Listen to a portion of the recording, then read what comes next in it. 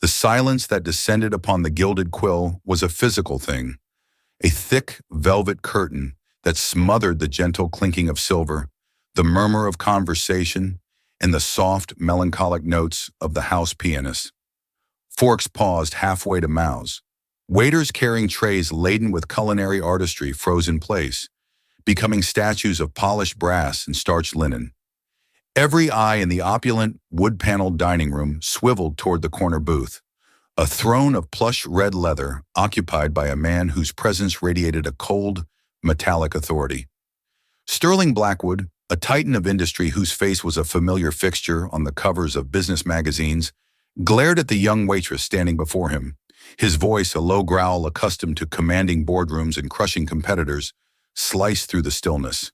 It was a weapon honed to inflict maximum damage with minimum effort, and it was aimed directly at her. He dissected her service, her posture, her very existence, his words dripping with a contempt that was as chilling as it was loud. No one moved. No one dared to breathe. In a city like Chicago, a man like Sterling Blackwood was not a customer. He was a force of nature, a storm to be weathered, not confronted. The staff were trained for this, to absorb, to placate, to apologize. But the waitress, a young woman who looked as though a strong gust of wind might knock her over, did not bow her head. She did not tremble. Instead, she lifted her chin, her gaze locking with his. And then a single sentence emerged from her lips. The words were not shouted, but they landed with the force of a thunderclap, so unexpected and precise that they seemed to warp the very fabric of the moment, stopping time and rewriting the future for everyone present. In that instant, Clara Mae Thompson, a girl just trying to survive, became something else entirely. Clara Mae Thompson had never considered herself extraordinary. At 22, her life was a carefully balanced equation of obligations and anxieties. Her world was not the glittering skyline of Chicago visible from the Gilded Quill's panoramic windows, but a small third-floor walk-up in a quiet, aging neighborhood, fragrant with the scent of old books and oil of cloves. This was where she cared for her grandfather, Thomas, a man whose hands, once steady enough to assemble the most intricate watch movements in the world, now trembled with the relentless progress of Parkinson's. His mind, a library of horological knowledge, was slowly being uncatalogued by the disease, leaving him adrift in a fog of confusion on his bad days. Her life was a dance between two demanding partners, her grandfather's mounting medical bills and the quiet, desperate hope of keeping him in his own home, surrounded by the ghosts of his life's work. When a position opened at the Gilded Quill, known as one of Chicago's most prestigious dining establishments, she saw it not as a career move, but as a lifeline. The wages were standard, but the tips, the legendary tips whispered about by service industry veterans, could be the difference between making rent and facing eviction, between affording Thomas's medication and watching him decline. The Gilded Quill was a world unto itself. Housed in a landmark building on the Magnificent Mile, it was a sanctuary of old-world elegance. The air was thick with the scent of beeswax, aged leather, and the complex aromas wafting from the Michelin-starred kitchen. The staff moved with a synchronized grace, their black and gold uniforms a study in understated class. The head chef, Antoine Dubois, was a culinary despot who had trained in the most demanding kitchens of Lyon, and he expected nothing short of perfection. The pressure was immense.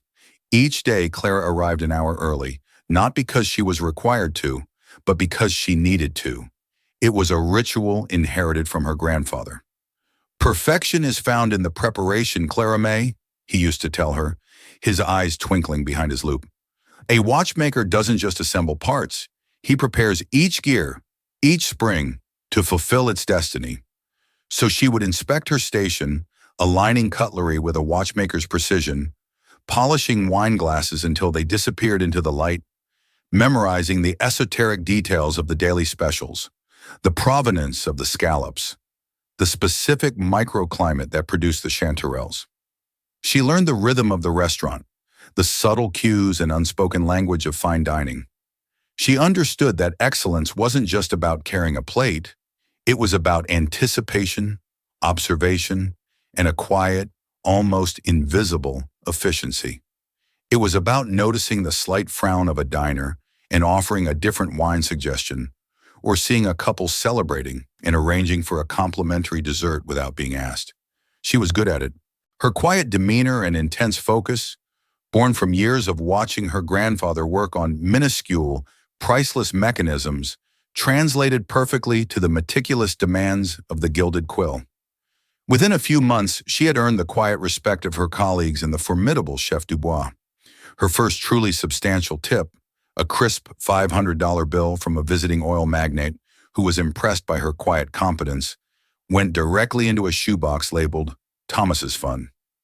Outside the gilded cage of the restaurant, Clara's life was a testament to loving austerity. Their apartment was more a museum of her grandfather's past than a home for her present.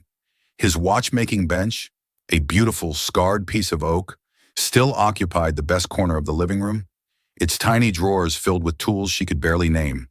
Framed schematics of complex escapements hung on the walls where family photos might have been. She slept on a pull-out sofa, ceding the only bedroom to Thomas. It was a lonely existence, punctuated by the small joys of her grandfather's lucid moments, when he would tell her stories of the great timepieces he had known. The Patek Philippe he restored for a conductor, the Vacheron Constantin that had stopped a bullet for a soldier in the war. He had instilled in her his reverence for craftsmanship, for things built with intention and meant to last for generations. It was a worldview starkly at odds with the disposable culture she saw everywhere else. This job, this demanding, exhausting, all-consuming job, was her anchor. It was her fight against the encroaching tide of debt and despair.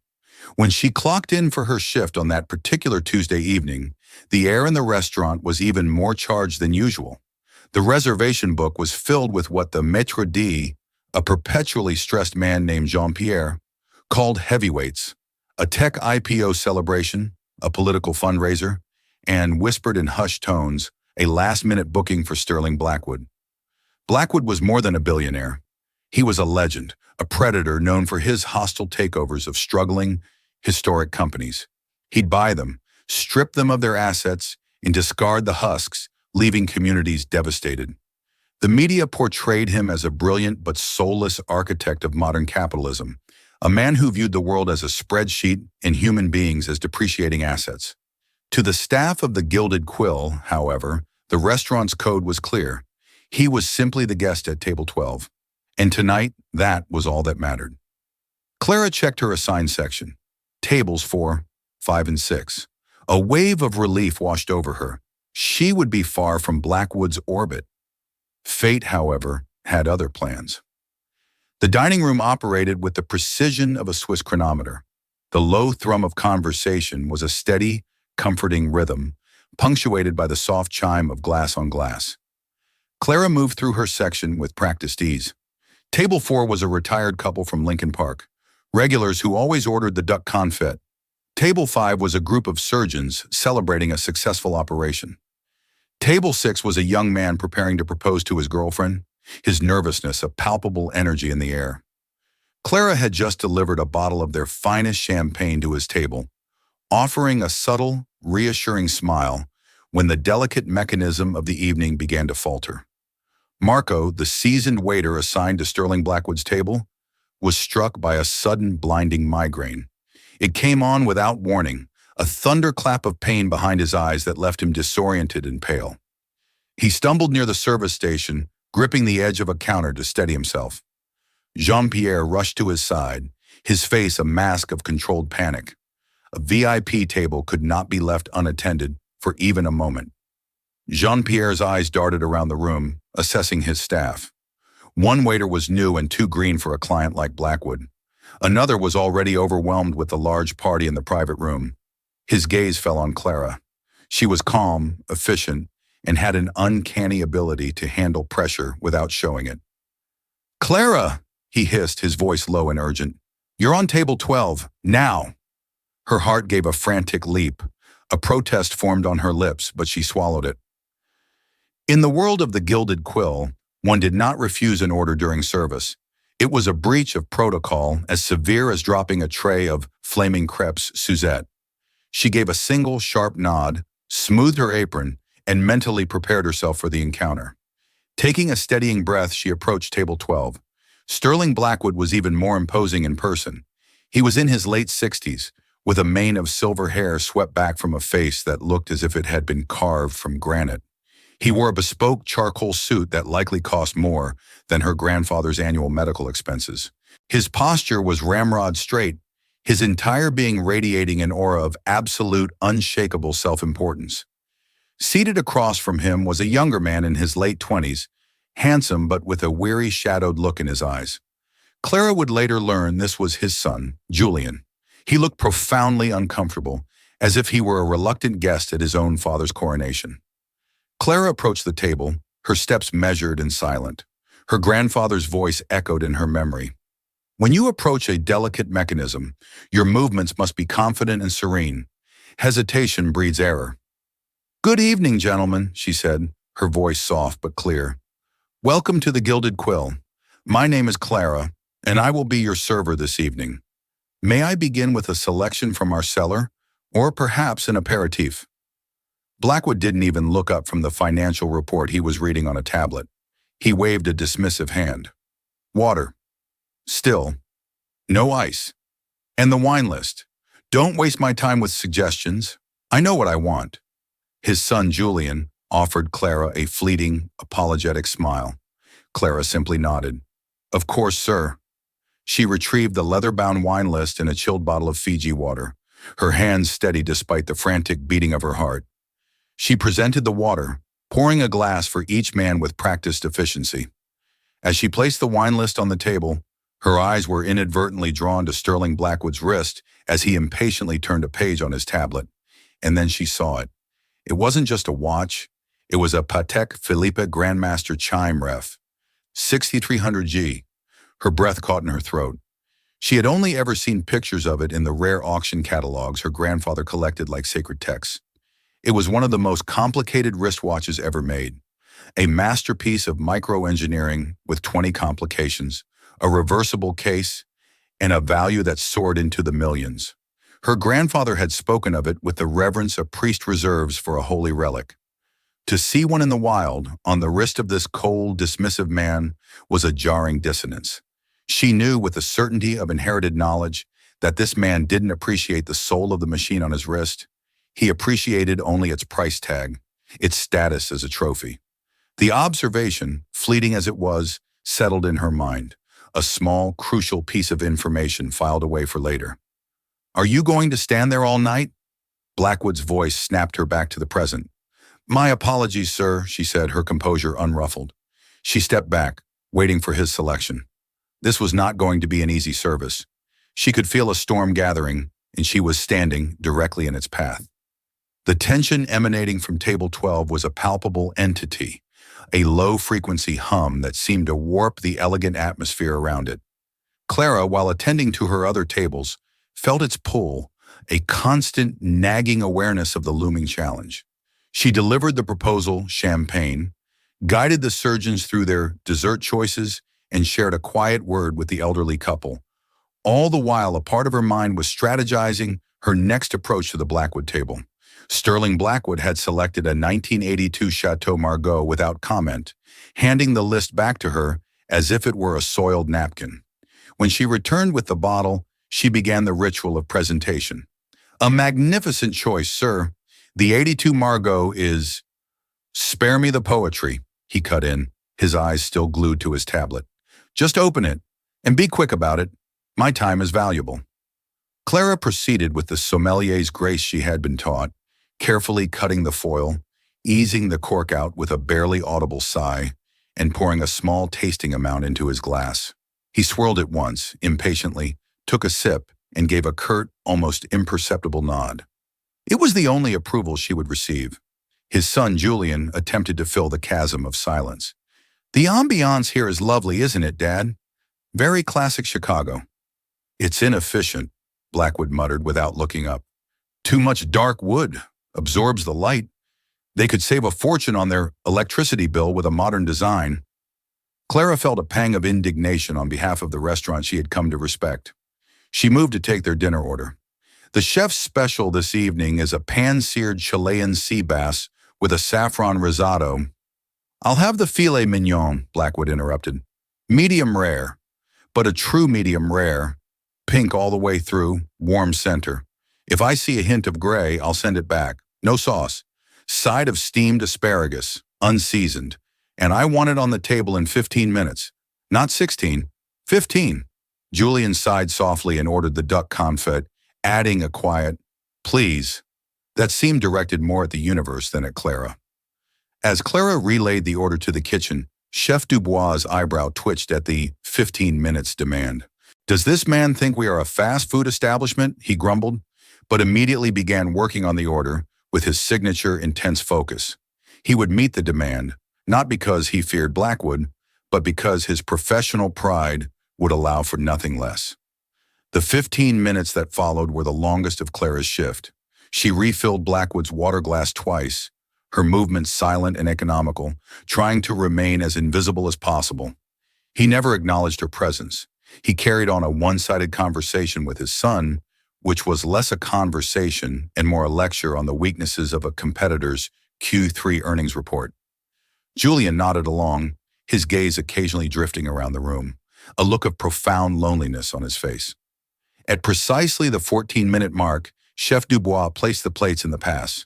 The filet was cooked to perfection, a testament to his skill. The asparagus was bright green and starkly unadorned. Clara carried the plates to the table, her posture perfect, her expression a mask of serene neutrality. She set the filet in front of Blackwood and the duck before Julian. Please enjoy your meal, she murmured and began to retreat. Blackwood picked up his knife and fork, sliced into the center of the steak, and peered at it for a long moment. He took a single, deliberate bite. He chewed slowly, his jaw working, his eyes narrowed in concentration. Julian watched him, holding his breath. Finally, Blackwood set his fork down with a sharp clink against the china. "Waitress," he barked. Clara, who had only taken a few steps away, turned back immediately. "Yes, sir." He pushed the plate an inch forward, a gesture of ultimate dismissal. "This is cold." Clara's mind raced. It was impossible. The plate had come directly from the pass to the table, a journey of less than 30 seconds. The plate itself was heated. "I assure you, sir, it came straight from the kitchen. Perhaps—" "Are you calling me a liar?" he snapped, his voice rising in volume. Several nearby diners glanced over. "I know a cold steak when I taste one. This is unacceptable. Do you have any idea what this meal costs? It costs more than you probably make in a week. And for that price, I expect a hot meal. Is that too much to ask?" Julian put a hand on his father's arm. "Dad, please. It's fine." Blackwood shook him off. "No, it's not fine, Julian. It's about standards. It's about competence. Something this young woman clearly lacks." He leveled his cold gaze at Clara. "Take it back. Bring me a new one. And it had better be hot this time. The 15-minute clock starts now." The humiliation was a physical sensation, a hot flush that crept up her neck and burned in her cheeks. But she kept her grandfather's words in her mind. Serenity, confidence, no hesitation. "My deepest apologies, sir," she said, her voice impossibly steady. "I will have a fresh plate prepared for you immediately." She lifted the plate, her hands not betraying the tremor she felt inside.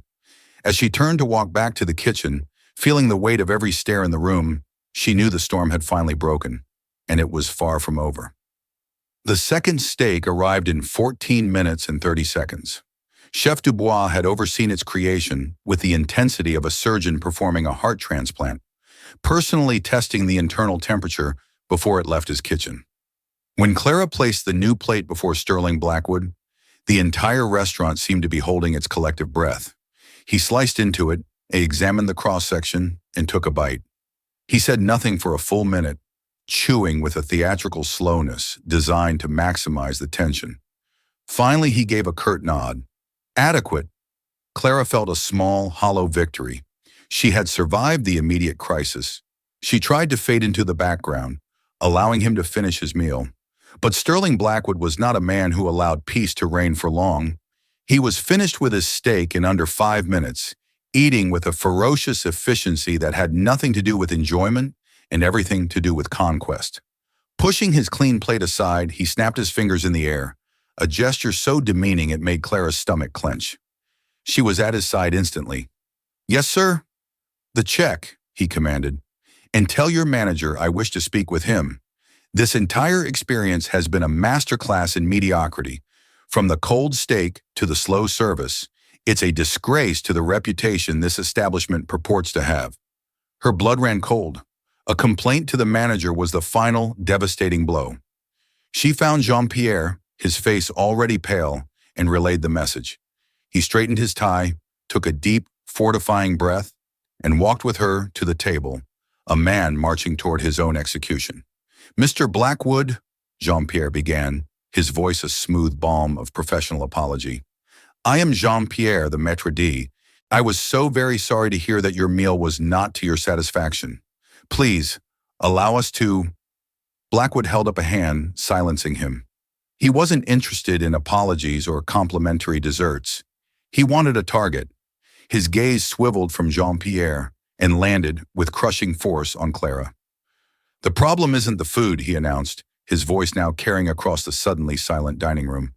"The problem is the staff you hire, this waitress."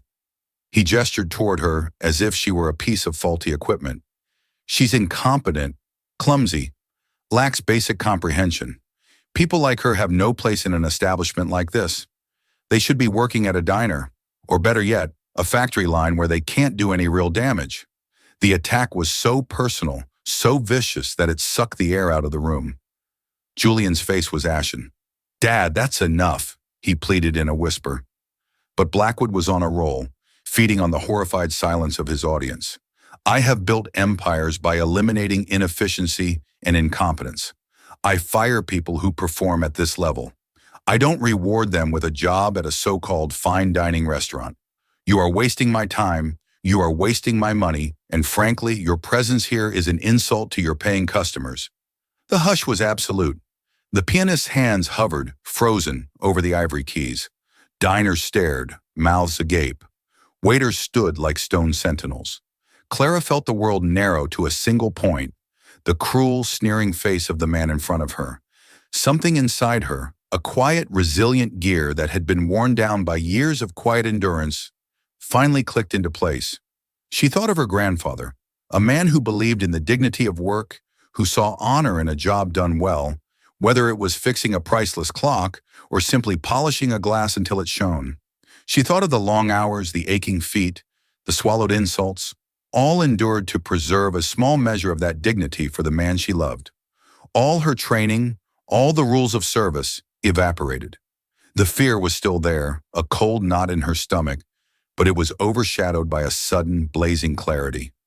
She straightened her spine, which felt as if it were being forged from steel in that very moment. She met Sterling Blackwood's furious glare with a calm she didn't know she possessed, and she spoke. Her voice was not loud, but it resonated with an undeniable authority, cutting through the thick silence with the precision of a diamond scribe on glass. "Sir, a man with a watch that wears should know that some things, like respect, are meant to be timeless."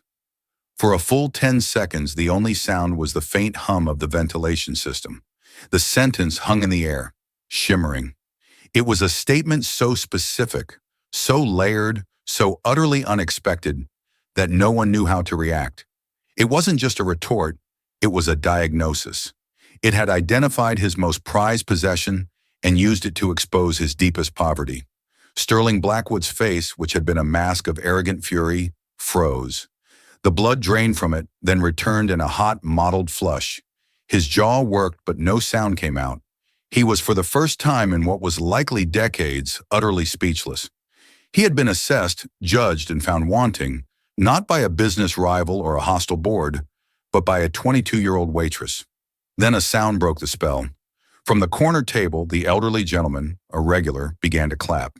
It was a slow, deliberate applause. Then his wife joined in. Across the room, one of the surgeons at table 5 stood up and added his applause. Soon a ripple of support spread through the dining room. Not a wild ovation, but a firm, sustained wave of solidarity that was more damning to Blackwood than any shouted insult could ever be. Blackwood finally found his voice. It was a strangled roar. "How? How dare you? He stood so abruptly his chair screeched back on the polished floor. Do you have any idea who I am? I'll have you fired. I'll buy this pathetic restaurant and turn it into a parking garage. I'll ruin you. Clara did not flinch. The fear had been burned away, leaving behind a strange calm. You may be able to do all of that, sir, she said, her voice still quiet but unwavering. But it won't change the time. She glanced pointedly at his wrist. And it won't earn you respect. The applause grew a fraction louder.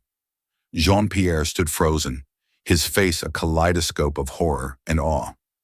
Julian Blackwood looked at Clara with an expression of stunned admiration before shrinking under his father's volcanic glare.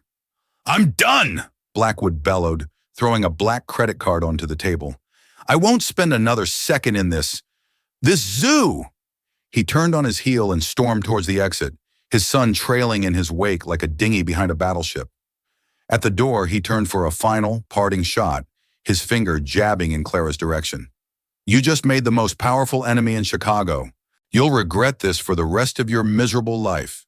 The heavy oak doors swung shut behind him, leaving a profound, echoing silence in his wake. Clara stood her ground, her body trembling with the adrenaline of a battle she had never intended to fight. The entire restaurant was still looking at her, not with pity, but with a kind of collective wonder. She had faced the dragon and, against all odds, had not been burned. The moments after Blackwood's explosive departure were surreal.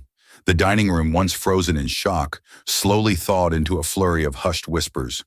The maitre d', Jean-Pierre, finally unfroze, rushing to the now empty table as if to contain a hazardous spill. He stared at the black credit card lying on the white linen like a scorpion. Clara remained rooted to the spot, her legs feeling like they might give out from under her. The adrenaline began to recede, leaving a cold, terrifying dread in its place. What had she done? She had broken the cardinal rule of her profession. She had talked back, confronted a guest who could crush this restaurant and her future with a single phone call. Her grandfather's medical bills flashed in her mind.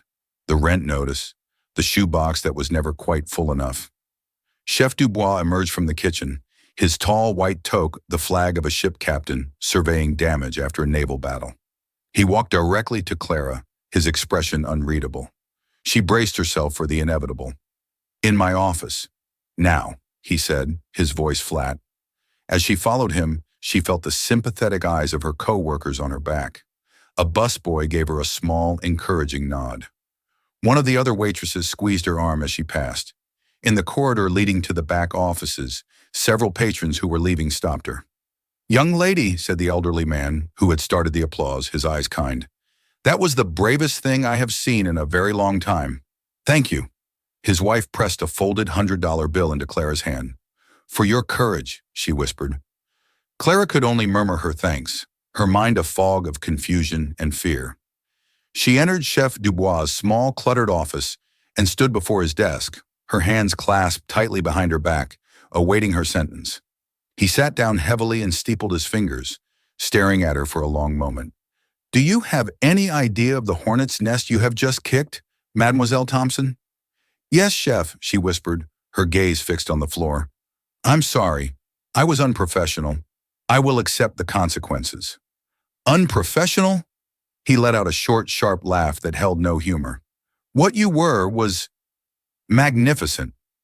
Clara's head snapped up. In 25 years in this business, he continued, leaning forward, his voice low and intense, I have seen cooks, servers, and managers verbally abused by men with egos bigger than their bank accounts. I have seen staff cry in the walk-in freezer. I have seen good people quit because they could no longer stomach the indignity. We are taught to smile, to absorb, to apologize even when we are right. Tonight, you did not.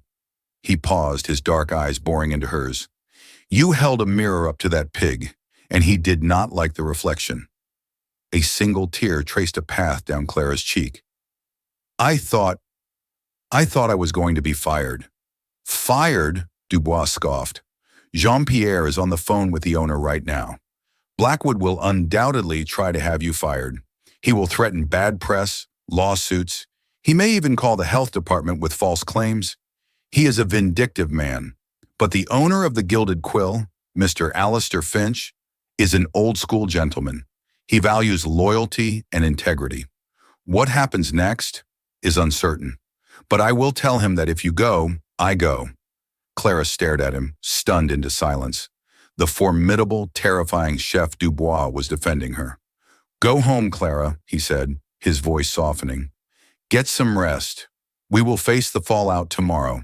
And for what it is worth, he added as she turned to leave, your grandfather would be very proud. That last sentence broke through her composure.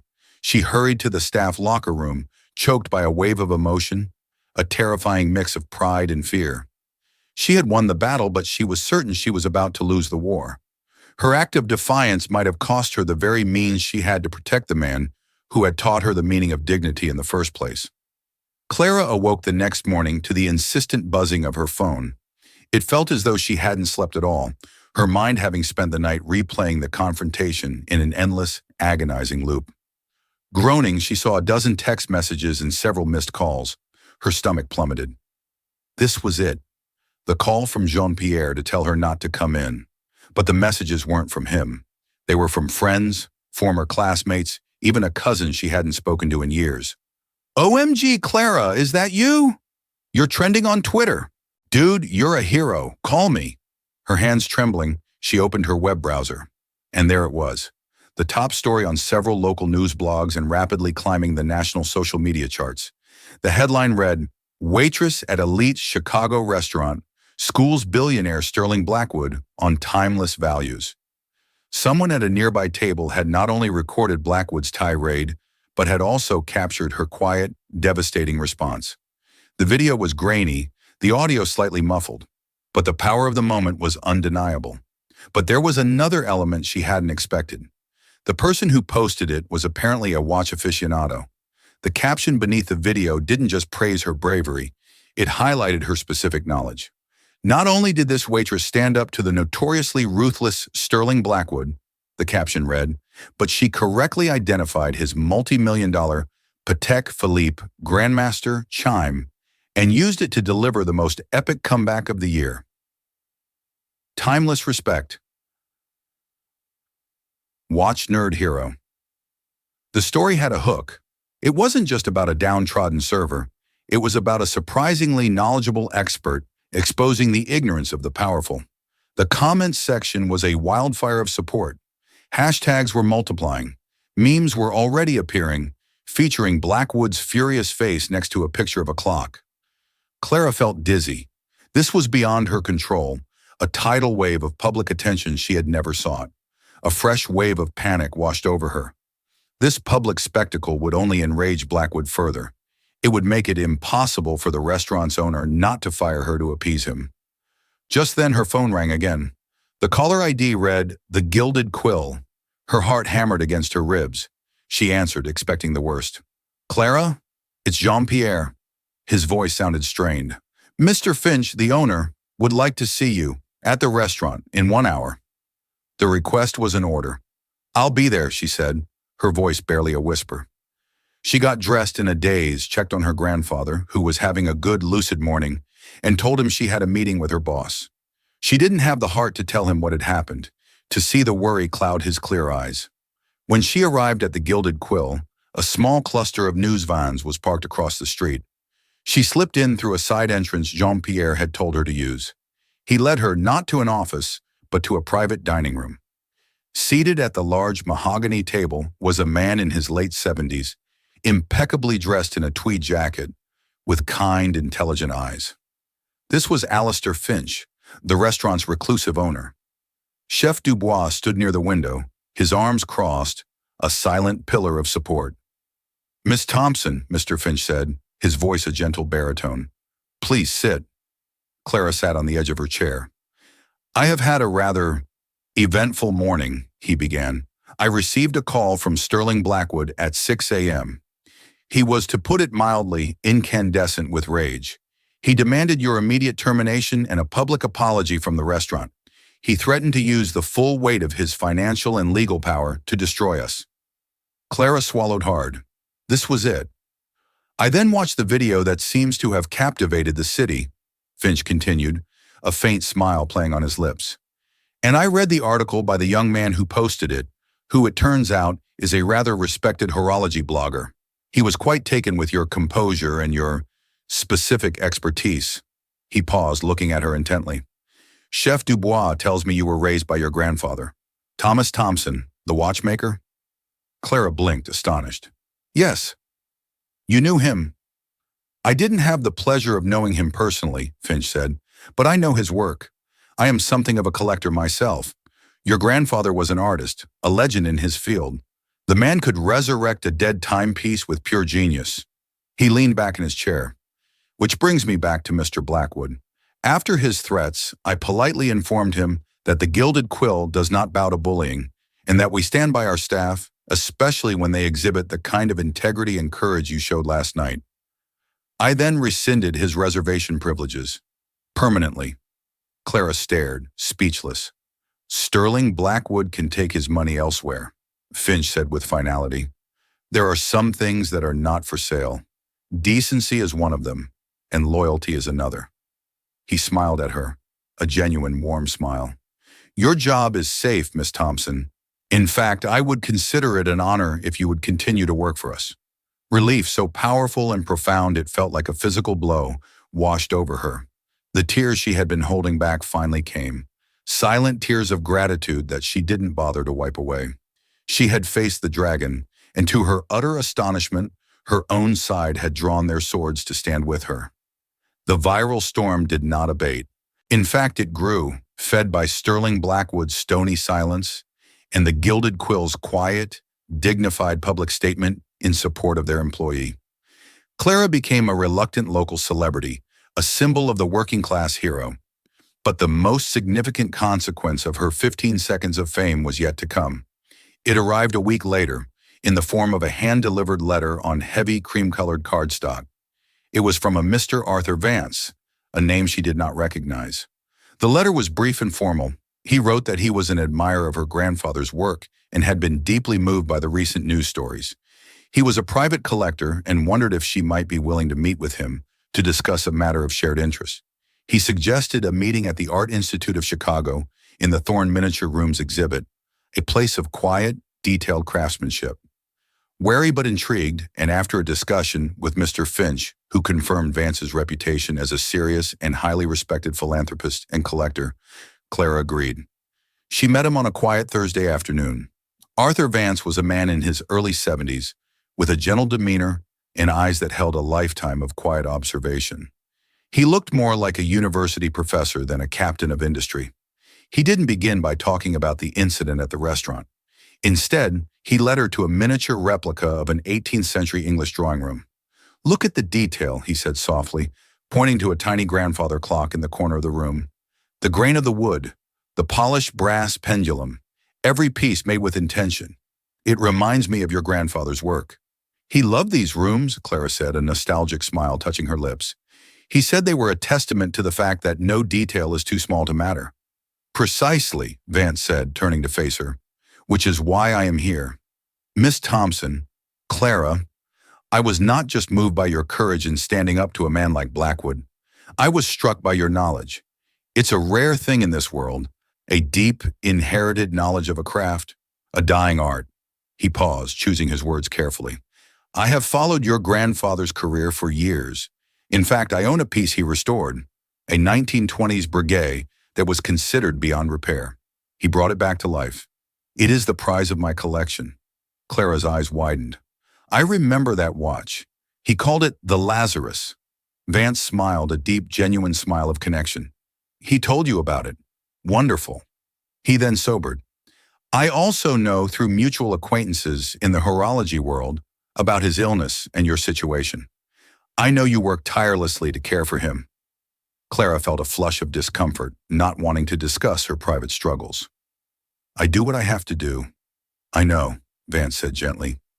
But I believe that a talent like yours, a legacy like the one Thomas Thompson created, should not be extinguished. It should be nurtured. He then made her an offer that was so audacious, so far beyond the realm of anything she had ever dared to imagine, that for a moment she was sure she was dreaming.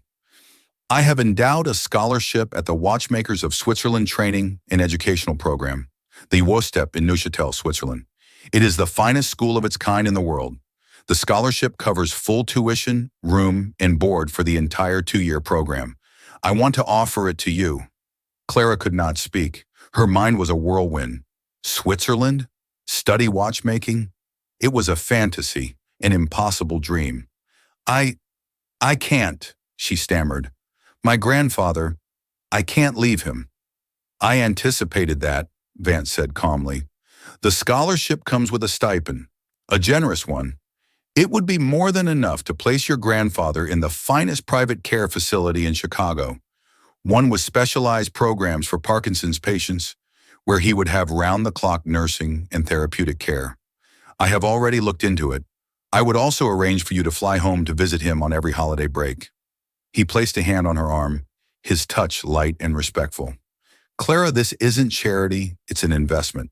An investment in craftsmanship, in legacy, and in a young woman who has proven she has the steel and the soul of a true watchmaker. Your grandfather passed his gift to you. I am simply offering you the tools to fully realize it. Clara looked from his earnest face to the tiny, perfect world inside the glass case.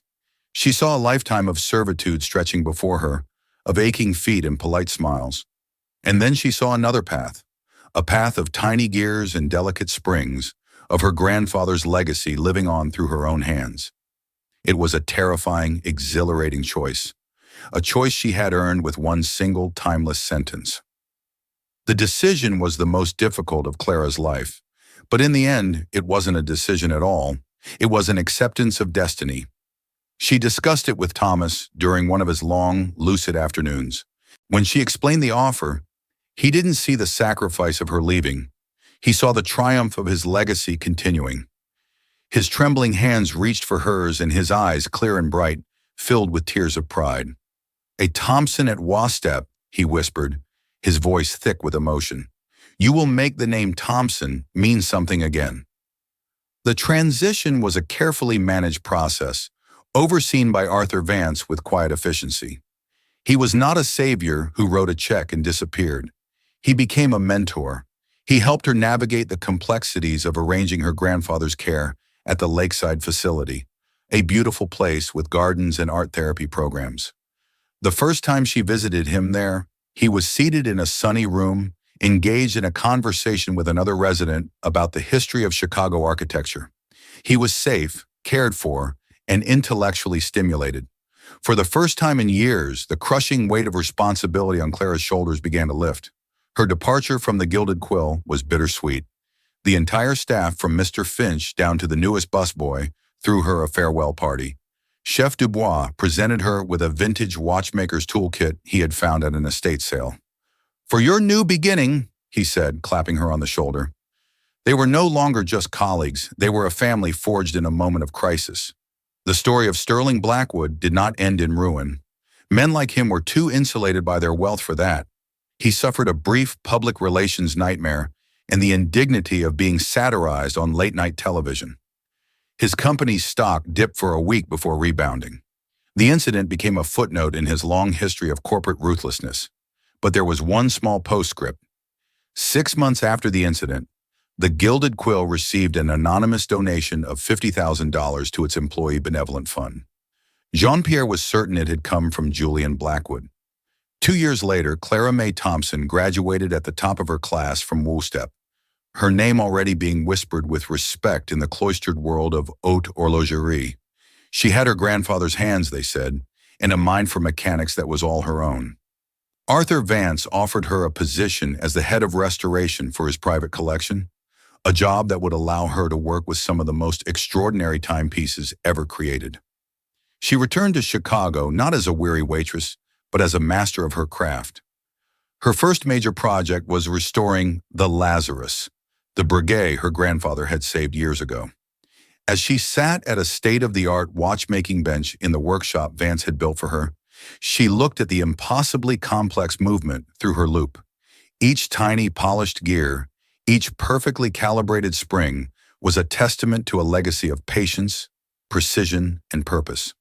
She had learned that respect, like a well-made watch, wasn't something you could simply buy. It had to be built piece by piece with integrity and intention. It had to be earned. And it was truly timeless.